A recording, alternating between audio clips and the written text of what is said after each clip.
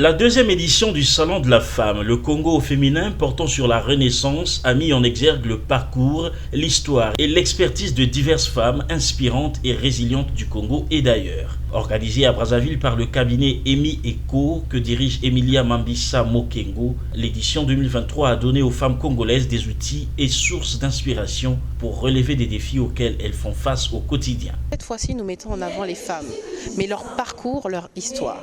On a pour habitude de valoriser les réussites, les accomplissements, tout ce qui est beau, tout ce qui est agréable. Et c'était pour moi important de mettre en avant un parcours avec les embûches de ce parcours, avec les épreuves de ce parcours, pour montrer aux femmes que tout le monde a des difficultés, mais il faut faire preuve de résilience. C'est très important de surmonter les difficultés, de renaître comme un phénix, d'où le thème Renaissance, et de continuer à accomplir ses projets et réaliser sa vision et devenir la femme auquel on aspire. Dans son plan d'action, cette deuxième édition a encouragé les femmes congolaises en particulier, et celles d'ailleurs en général, à plus d'audace. Après une première édition ayant impacté positivement les femmes, la seconde s'est donné la mission de dévoiler les coulisses du chemin qui mène vers le succès à travers les récits des femmes qui ont réussi à mener à bien leur projet de vie tant sur le plan personnel que professionnel.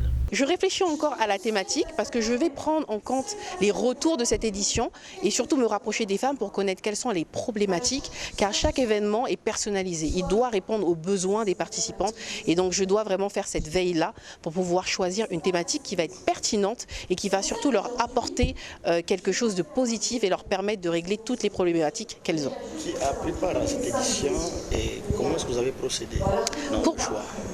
Pour cette édition, j'ai deux invités phares, Sarah Yakan du média Femmes d'influence et Aïssata Sidibé du média Afrique Femmes. Donc ce sont deux femmes inspirantes qui portent des initiatives tournées vers les femmes et qui poussent les femmes à s'émanciper, à gagner en confiance, à concrétiser des projets, à se réaliser, à devenir indépendantes financièrement. Et pour moi, c'était les femmes parfaites pour parler de cette thématique, inspirer les participantes, les encourager à se lancer, à oser, à avoir de l'audace et de devenir des femmes de vision, des femmes d'influence et que l'on puisse conjuguer ensemble le Congo au féminin. Précisons que le Congo au féminin se veut être un rendez-vous incontournable pour faire éclore le pouvoir de la femme en mettant en lumière son savoir-faire et son talent par le biais des conférences, workshops et expositions.